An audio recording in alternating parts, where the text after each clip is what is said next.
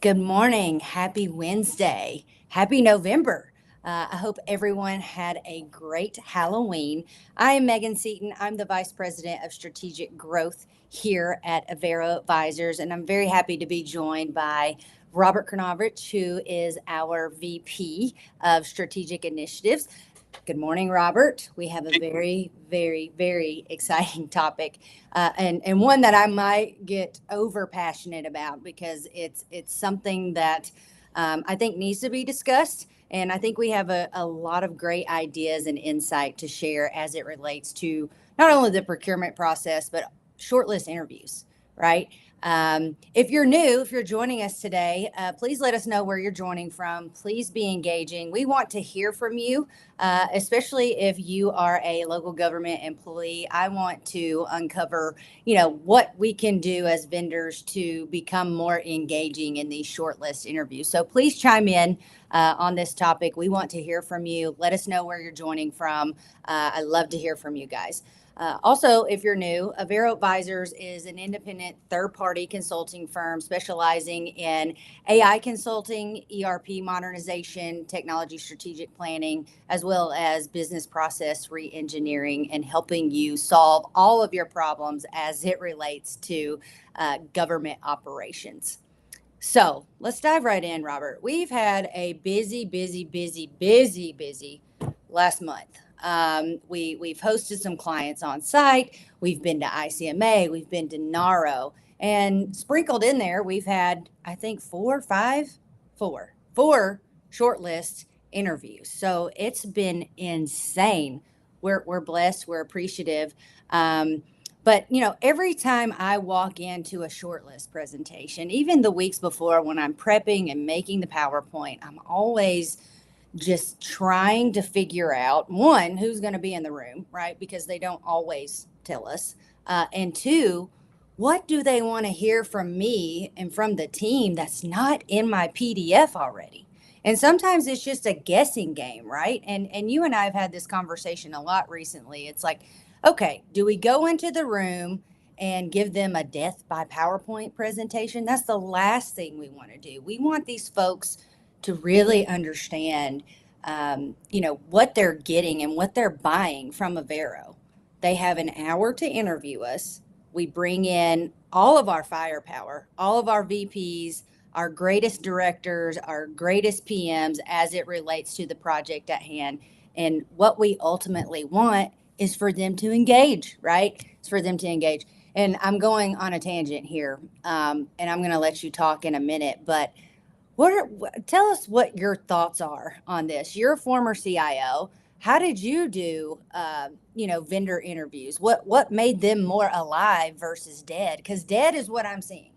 It's dead. It's a cemetery in these things. So Yeah, very traditionally, and of course, right up till COVID, everything was almost transacted in person, which was extremely beneficial.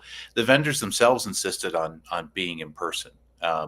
This remote attendance thing is still a product of the past 4 or 5 years. Some people are still trying to navigate it and get a feel for it.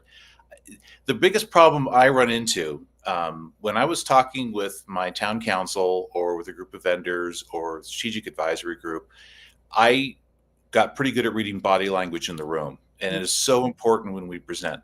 And I'll take the longer path on this because it's important. When we get an RFP and we start putting together a proposal for it, there are a lot of unknowns that we just don't know about your organization. There's a lot of tools we have for putting research together and looking at your budget and looking at your general plan and a whole variety of public documents. But a lot of times the clients aren't even sure what they're asking for, especially when it comes to an ERP replacement. right. They're still wondering, is there a way I can re-leverage what I have? How much is this going to cost? They don't know what they don't know, is what we always say. Mm-hmm. So a lot of times an RFP gives us a baseline of information, but not the full details. So we put together our best estimate based upon the information, knowing that there's usually a Q&A that we can do pre-submittal deadline to be able to get some additional information. But a lot of times you don't learn some of these details until you actually get in the room when you're in a shirtless presentation. So I have to maximize two things when we're doing a presentation. One, I have to be able to gather some additional relevant information to help show how we're going to do something specifically for the problems that we just found out about in this shortlist discussion. But two, I also need to be brief with your time. We tried it again yesterday, right? Great Yeah. shortlist presentation. Everyone had their camera on. And we tried to get through that PowerPoint as quickly as possible. And we still were right around the 30, 35-minute mark before we got to the Q&A. I really love getting to the Q&A. I think that's where clients really find out the most about the people they're going to work with. The proposed team is in the room with us as well. So you get to ask them questions and they can answer questions as well. So you know exactly who you're talking to that's going to be put on your project. So being efficient with that time works well if I can read body language. And there's a ton of information I can throw at you, but you're not going to want to listen to this for 2 or 3 hours. Being on camera or in person allows me to read where this is going, be brief, get to the point, and address exactly what you want to know and what you need to know. That's the biggest gift that either in person or virtual with camera on gives me. Without that, it kind of becomes a free-for-all, right? In your mind, you're thinking, Yes. well, I don't have any reactions, so I better cover all bases here. And that makes for a really long presentation. And I don't think either us or the client really wants to sit through a long presentation like that when we can just read the cues, go for the short version, move on to the next topic, and have a conversation that actually flows.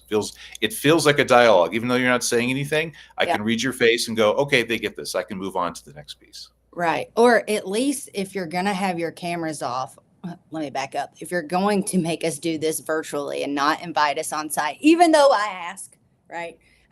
With every short list, I always ask, let me spend the money to come to you because I want to sit in front of you and I want to understand where you are at as an organization and pick up on these cues, right? Because even in the RFP, as you've already said, Robert, and I don't want to beat a dead horse, but it's a guessing game. So we're guessing going into these things, and we take our past experience, but every organization is different, right? Every organization has their own problems and own specific issues. So I think you bring up a great point.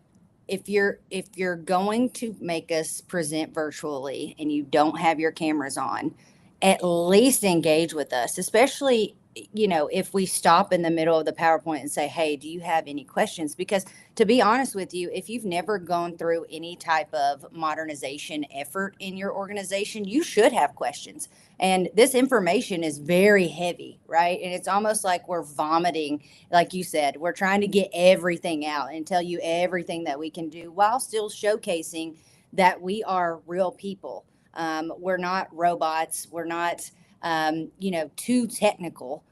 We're experienced, but we want to meet you where you are. So I don't disagree. I don't understand why you spend an hour of your time and you don't have your camera turned on if you're going to make us do this virtually. Because you're right. It makes for a very boring death by PowerPoint presentation. We gave one, I guess it was a few months ago. And, we tried to speed through the who is Avero, right? And the client case studies. And I think we did it. It was our fastest yet, maybe 15, 20 minutes. And then we stopped and allowed, the panel to ask us questions. And the procurement representative was literally like, well, we don't have any questions. So thank you for your time. And we were 20 minutes in. And I almost had a heart attack, right? So what advice would you give both to vendors and to local governments when that happens? I mean, there has to be some questions. What we did in that situation, folks, is we went back and we said, well, let us go into more detail about our methodology, right? And that sparked some questions and some ideas. But I almost fell out of my chair that morning. For the big thing I come back to is well, there's a couple of things for us as vendors and as consultants. Obviously, we have to have high degree of professionalism. You're paying a lot of money to use our services. Hence the reason why we respect that in all sorts of manners, including when we're on a project call with you, we're going to have our cameras on, the entire team, unless someone is in transit somewhere or their flight changed and so they're getting ready to board the airplane. Things like that. No big deal. But in regular project calls, cameras are going to be on, faces are going to be in the camera, and we're going to be professional to you, whether it's just a weekly project meeting or it's a serious presentation that we're giving to a committee or our governing board. So it says a lot about people's professionalism and how they approach things by having your camera on. That's the number one thing. The second thing is, not every presentation we go into is perfect and goes as planned, because one of the burdens we have with these RFPs, some of these are not well written. So we respond because it's definitely sounds like it's in our wheelhouse. And even if the RFP isn't well written, it's sort of like, let's put together a proposal that I think is what you're trying to ask for. Sometimes that does not land. And for me, the efficiency of knowing when I get into the presentation that, yeah, this isn't what we thought. We thought they were looking for an ERP system. They were just looking for a staff aug on some of their IT staff. We can do that. We can pivot to that different presentation. So it gives me two options. We can pivot, and we did that one time about a year and a half ago, where a really poorly RFP, the dynamic inside that meeting in the first 20 minutes completely changed. And then we went to the ERP services that we offer, because we read the room and go, okay, this really is what you're looking for. Yeah. So just saving but it the was time. in person. It was in person. In person, and the ability to read the room and go, okay, we need to pivot, or two, you know what, this is not at all what we thought it was. Let's be polite and wrap time, and so that we can both go on with what we need to do, because this is clearly not what they're looking for. So just the overall efficiency of time. And the other point I was going to make, I really don't care what your background of your with your camera on looks like. Mine's not great today. I couldn't find a better spot in this hotel. Robert up in the basement. I got a light source that's over here that's casting a shadow. None of this is perfect, and that's perfectly. We do not talk about or judge that stuff. The only thing we talk about after we wrap a presentation is the client didn't have their camera on. Boy, that was really tough to read the room and be able to stay on topic and see where we landed on it. So, you have poor lighting, hair's not looking great that day, whatever, does not matter. That's perfectly fine with us. Yeah, it is. And my thing is, we work so hard, like you mentioned, to try to figure out what they're asking for in the RFP. And not all RFPs are poorly written, but there is always gray area, right? Where we're like, well, we had this problem here, so we might want to caveat this in the RFP so that, we're not losing money on this project, depending on what they want. That's very vague in the RFP, but these folks have read our proposal, right? And the last thing I want to do is go in there and just present our proposal over again. If you've read our proposal and you have scored that proposal, ask us questions about the proposal, right? Well, ask us, why we are only giving you 5 process maps as opposed to 10, right? Ask us why we, caveat the number of RFP responses that we're going to score. Ask us anything about our PDF in the live discussion. Do you agree, disagree? That's what I picture. And I've never worked for local government, so I'm not bashing anyone. But if I'm on a vendor panel and I've already read a PDF, sometimes a 60-page PDF, I want to know, I want clarity on what was in that PDF. Yeah, and it's usually you're going to get a combination. You're going to get some people that didn't even read the proposal. So I ran several procurements, especially for technology, when I was in local gov, and the committee that you put together, like a lot of things, is a cross section of folks that are process owners. They're important for this decision. They're end users. Not all of them are trained, nor should you expect them to be perfect at following the exact parts of a checklist of a procurement. Meaning, we get 13 proposals that come in the door, or even 20 that respond to our RFP. I know in the back of my mind, I'm not going to get everyone in that room to be able to sit there and read through 20 proposals. And if I do, it's going to take them a couple of weeks to be able to get through it. Ideally, you're going to make written notes in the margin, or you're going to keep notes on a computer, or what I was having people do towards the end was just dictate into some sort of device that'll transcribe, or just get your thoughts down as you're reading this proposal.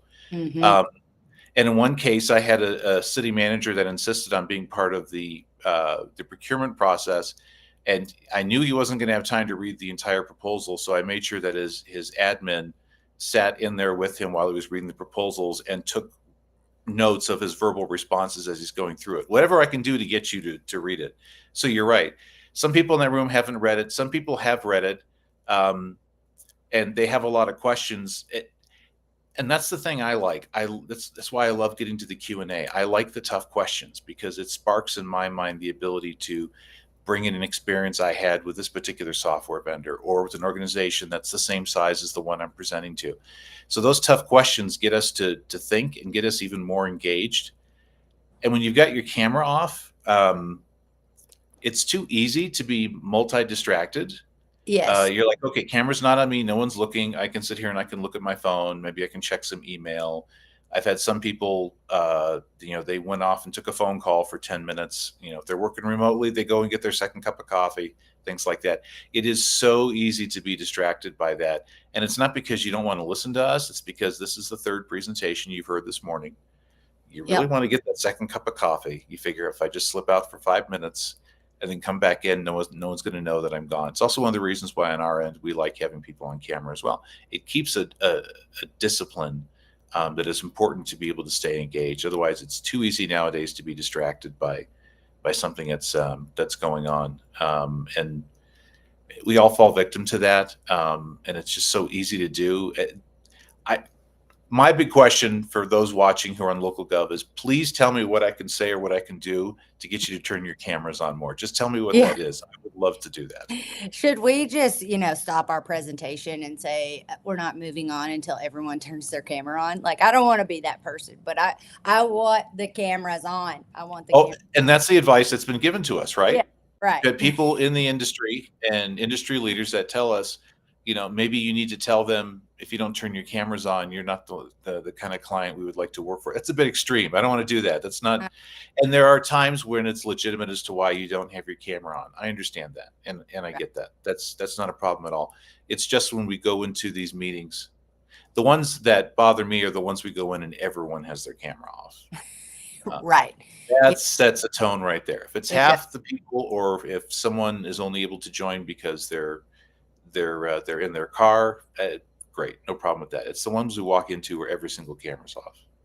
Yeah, and it's just their name. Sometimes it's not even their name, right? On a black screen, and you're just talking to a wall is what it Yeah. feels like because they're not engaging with you.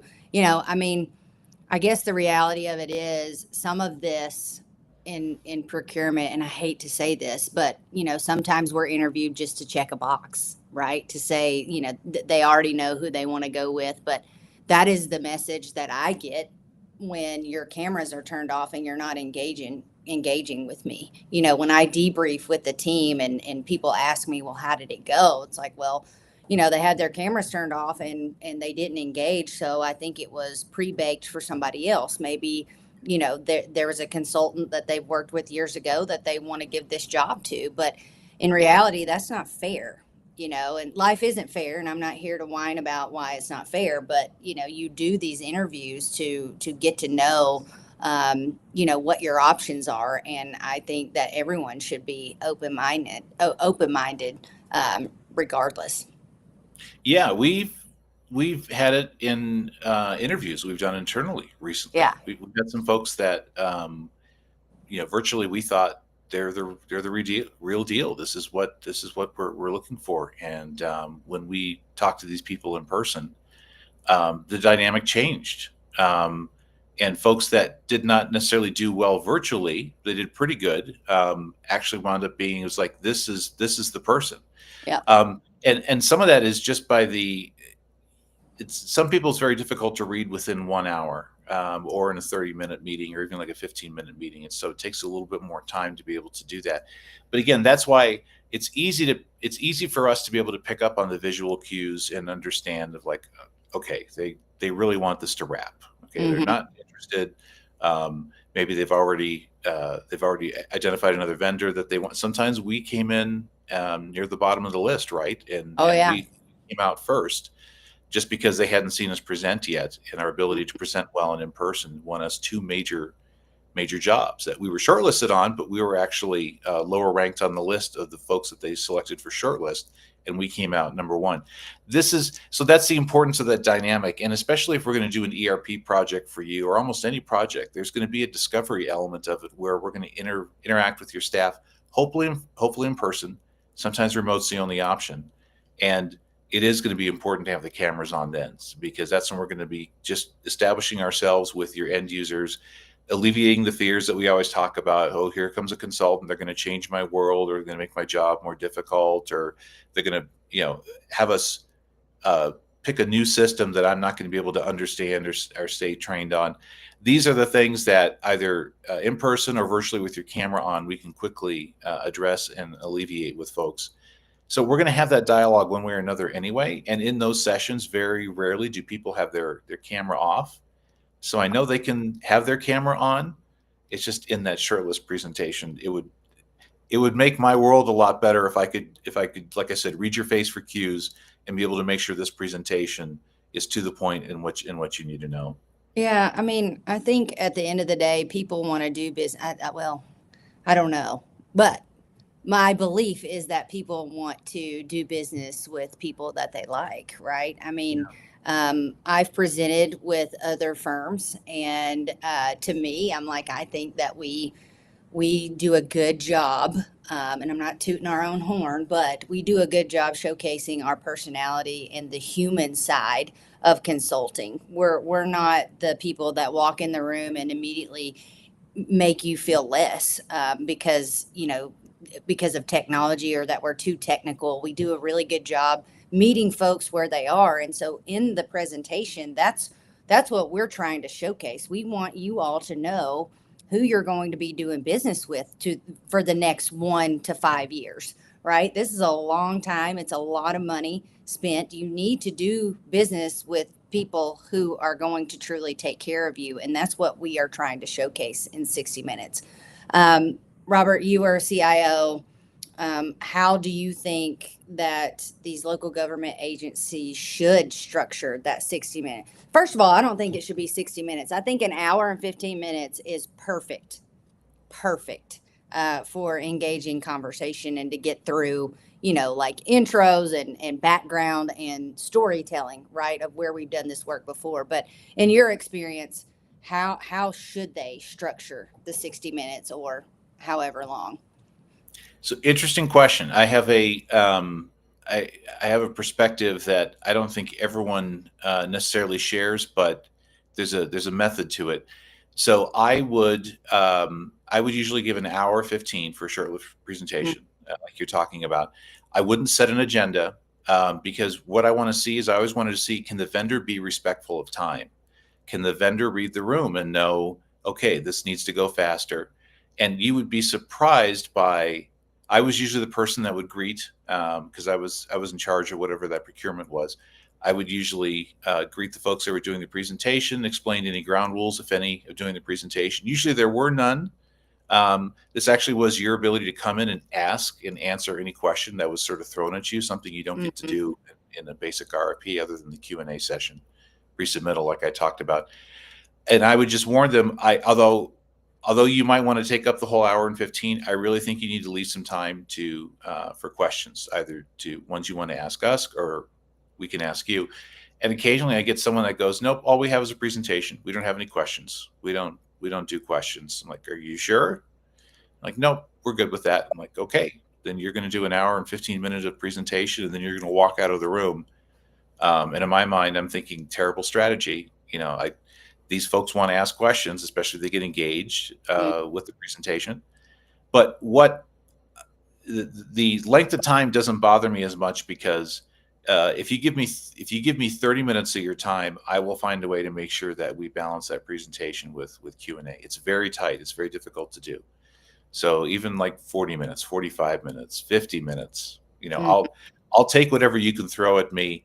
The goal being, I will be as efficient as I need to be and be respectful of your time. Ideally, I would like to have a drawn out Q&A. We were just on one recently that they took us over the time limit very briefly because they wanted to ask a few more questions. That's great. Always more than happy to do that. Time element, not as big a factor as in the ability to balance between the presentation and the Q&A with me.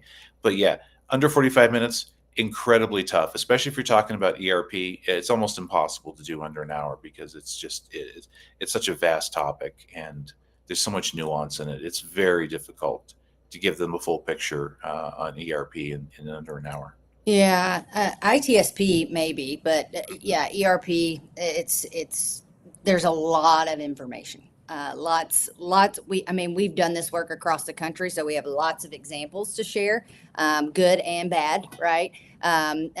Risks. I just think about storytelling, and that's really where we get into the meat and potatoes of our interviews, and when we are being interviewed. I think we get so passionate about the work that we do, and we want time to tell those stories because that's what this interview is about, is storytelling. Where have we done it before, and what are some things that you should look forward to or watch out for when you take on these projects? But you bring up a lot of great points. One is the time element. So, like, do we have to be so strict on that 60 minutes, right, or 45 minutes?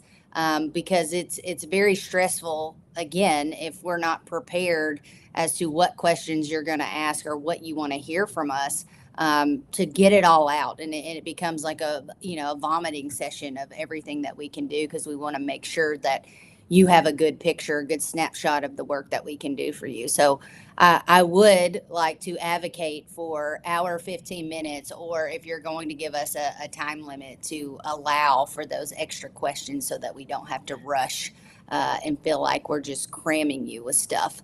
Well, no, you bring up a great point, because actually our toughest presentations, besides the ones where people don't turn the cameras on, is the one where they send us 20 questions or 25 questions in advance.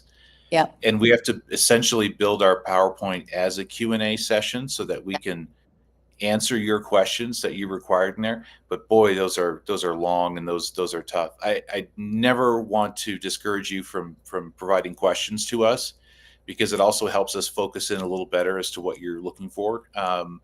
But those ones where you give us 25 questions and go, don't need a presentation, just basically answer these 25 questions in the next hour.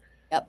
Love to do them, but boy, to be able to get through all 25 and make sure we cover the bases, I got to be able to read the room and go, okay, they understand what we're saying here. Let's move on to the next one so we can cover all 25 in the hour that we're given. Yeah, I would say, yeah, I think the most we had was like 35 or 40 sent beforehand. Now, it's a love-hate relationship, like you just said. I like to know what you want to hear, but to get through 35 questions in an hour is very, very hard to do. So if you can narrow that down to 10 or 15, because some of them do overlap, right? And maybe, and that's what you guys would do very well in preparation for that really long one, is you would group questions into like blocks of like 4 or 5 under a similar topic, and that's how we were able to get through all 35 in under an hour. Yeah, it was hard, but that was the same one that they didn't have their cameras on. Yeah. So it was like, what are we answering? Do you have questions? Like, how do we do? Yeah, I like the questions beforehand, because I know which direction I need to steer, right, the presentation. But 35 might be a lot, but sometimes it's necessary. I think in my ideal scenario, I would like to walk in, introduce the team. They know who a Vero is, right? They should. I don't know. You say that not everybody reads the PDF, but you should know who a Vero is. Why? It should just be an open conversation, an open dialogue, in my opinion. Like, this is who we are, this is who they are. Start peppering us with questions, and let us have a conversation based on what your questions are as we sit right now. Yeah, I think the best one I've seen yet was a large client of ours that they actually put together 2-hour blocks for each person who was on that short list. And they had an agenda that was basically 15 minutes of just, they called it warm introductions. No talking business, just see if these people are human beings.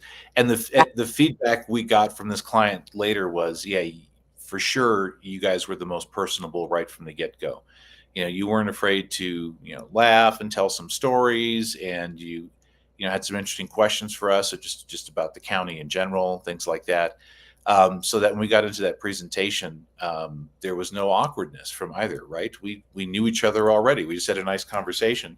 And the client said the most impressive thing from us right off the bat is that we really were human beings. Yep. A couple of the other places that were well-known consulting companies, the feedback I got from the project sponsor was they were just robots. They had no personality. Some of them were just a sales front, right? This is all they do. Reading off of a slide. Yeah, they don't actually do any consulting. They don't actually engage with clients post-sale. And so it was very obvious to them. It's like, okay, this is just a sales front. These aren't the people that are actually going to work with us. They're not even going to be here for contract negotiation. When we talk to you in our sales presentation, we also let you know, not only is this your project team that you're going to have, we're the ones that are going to do the contract negotiation with you. Mm-hmm.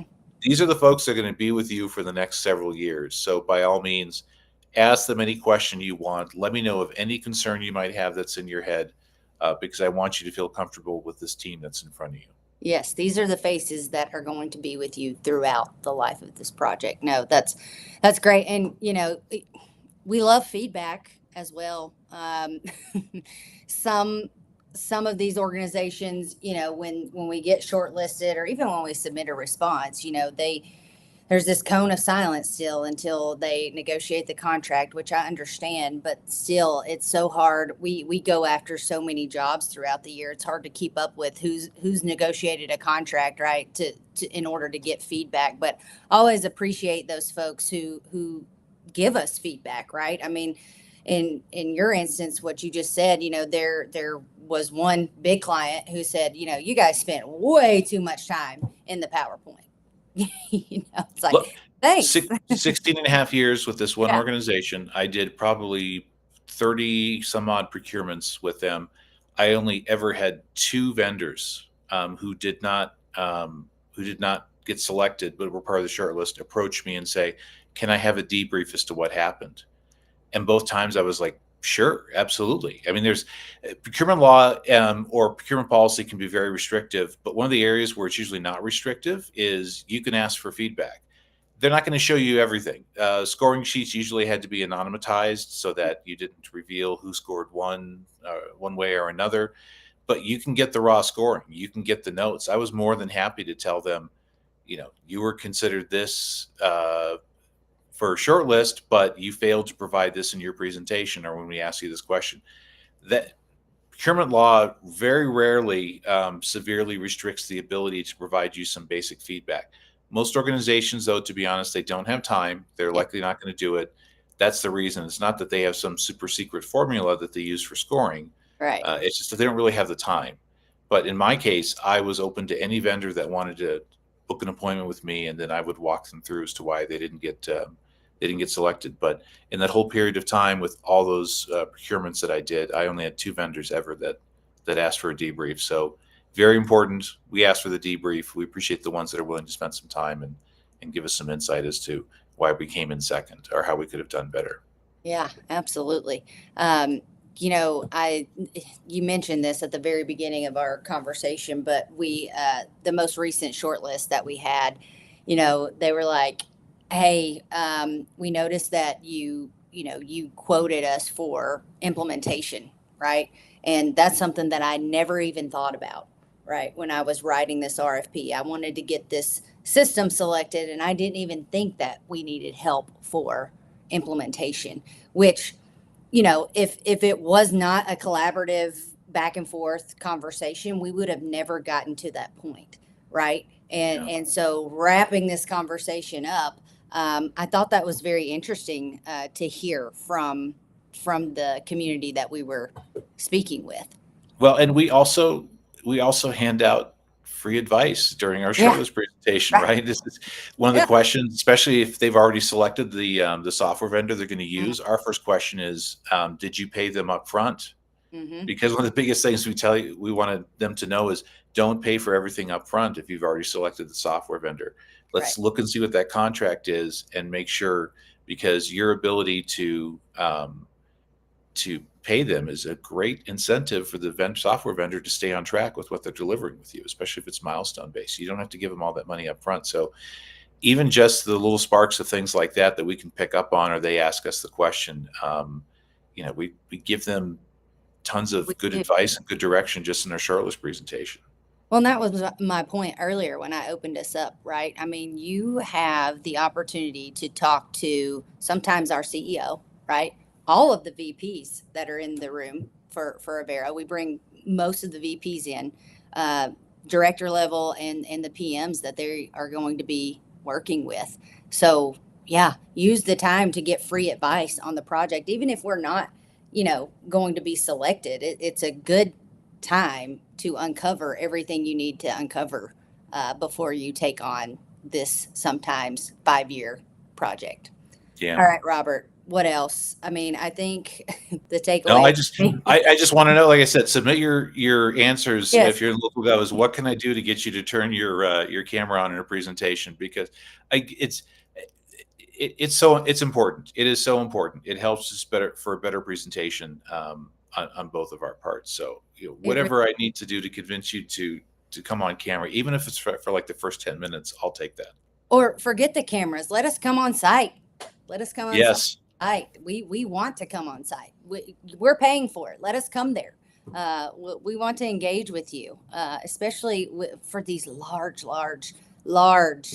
projects. I think the key takeaway for me is, yes, I want to know what you local government folks want to hear in 60 minutes or 45 minutes or an hour and 15 minutes. What are you looking for in a partner? And I actually asked that question the other day, and we got some great engaging conversation after it. Like, what are you looking for in a partner? Like, what are you doing? And why are you doing this project now? Why this? Why now? Great question. Yeah. So, yes, let us know your thoughts. I know I was very passionate today. I don't mean to, be negative or complain, but I want to know how we can better engage during a short list. So please add your comments in the chat box. I did share a QR code on our ERP survival kit. I don't even know if you can scan it right now because the live orange button is in front of that. And I just realized that as we're wrapping up. But if you have any questions, if you're getting ready to embark on a modernization journey, please reach out. We are here, as Robert mentioned, we give free advice all the time. Make sure that you join us every Wednesday. We go live at 10 a.m. and let us know what you want to hear. Make sure that you're following us on all social media platforms. That's where all of the good information and good nuggets as it relates to your projects can be found. But with that, Robert, thank you for your time today. And please reach out and let us know what we can do different. Thanks, guys.